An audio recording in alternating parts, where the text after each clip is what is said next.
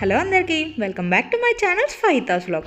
ఈరోజు మనం crispy tasty and wait లాస్కి బాగా యూస్ అయ్యే దోశ రెసిపీ అయితే చెప్పుకున్నాను అనమాట. ముందైతే ఒక గ్లాస్ మినప్పగుళ్ళు అయితే తీసుకున్నాను. అది బాగా వాష్ చేసి నానబెట్టేసుకోండి. అండ్ ఈ కొర్రలు అంటే మిల్లెట్స్ ఏదైనా నేను ఒక మిల్లెట్ తీసుకున్నాను అనమాట. నేను కొర్రలు తీసుకున్నాను. అవి బాగా వాష్ చేసుకోండి. చూడండి ఎందుకంటే ఎంత వాటర్ చూసారా ఎలా కలర్ మారిపోతుందో. మిల్లెట్స్ మాత్రం బాగా క్లీన్ చేసుకోండి. కొంచెం ఇసుక కింద కూడా ఉంటున్నాయి.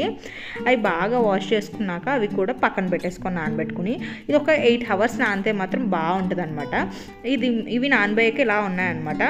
మనం ఒక మిక్సీ పెట్టి ఒక 10 minutes 15 minutes ముందు అటుకులు 4 మెంతులు వేసి పక్కన పెట్టుకోండి. మిక్సీ పెట్టి 10 minutes మీద. దాని తర్వాత అటుకులు అవి కూడా వేసి మినపపిండిలో వేసేసి మిక్సీ పెట్టండి. చూసారా టెక్స్చర్ ఇలా ఉండగా గిన్నెలోకి అయితే తీసేసుకోండి. అటుకులోనే మినపగుళ్ళు మిక్స్ చేసి పెట్టండి. దాని తర్వాత ఇలాగా మనం తీసుకున్న మిల్లెట్స్ని బాగా మిక్స్ చేసి ఈ కంటెన్స్ అంటే దోశల కన్సిస్టెన్సీ మనకు తెలుస్తుంది కదా. నార్మల్ మన దోశల కన్సిస్టెన్సీ ఎలా ఉంటుందో అలా తీసుకొని పక్కన పెట్టుకోండి. నెక్స్ట్ ఇది మీరు కొంచెం చిన్న గిన్నెలో అంటే పెద్ద గిన్నెలో పెట్టండి. ఎందుకంటే ఫెర్మెంట్ చేయాలన్నమాట. మనం నెక్స్ట్ రోజు ఏదైతే తీసుకుంటున్నామో ముందు రోజు రాత్రి మిక్సీ పెట్టుకోండి. నెక్స్ట్ రోజుకి చూడండి ఎంత బాగా ఫెర్మెంట్ అయిందో. బయట అయితే పెట్టేయండి అనమాట. కొంచెం పులిస్తేనే ఈ దోశ బాగా క్రిస్పీ అవుతాయి.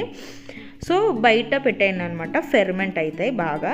కానీ కొంచెం ఖాళీ గిన్నె తీసుకోండి. ఎందుకంటే ఫెర్మెంట్ అయినప్పుడు పైకి వస్తుంది కనుక కింద పడిపోతుంది అనమాట. అందుకని కొంచెం ఖాళీ గిన్నెలో ఇలా ఫెర్మెంట్ చేసుకున్నాక దాంట్లో కొంచెం ఉప్పు కలుపుకొని దోశ వేసుకుంటే పైన ఆనియన్స్ వేసుకుని డైట్కి మాత్రం చాలా బాగా యూస్ అవుతుంది. వెయిట్ లాస్ కూడా బాగా అవుతుంది. అందరూ టేస్టీగా మనం బ్రేక్ఫాస్ట్ అయితే చేయొచ్చు అనమాట. మీకు ఈ వీడియో నచ్చినట్టయితే నా ఛానల్ లైక్ అండ్ సబ్స్క్రైబ్.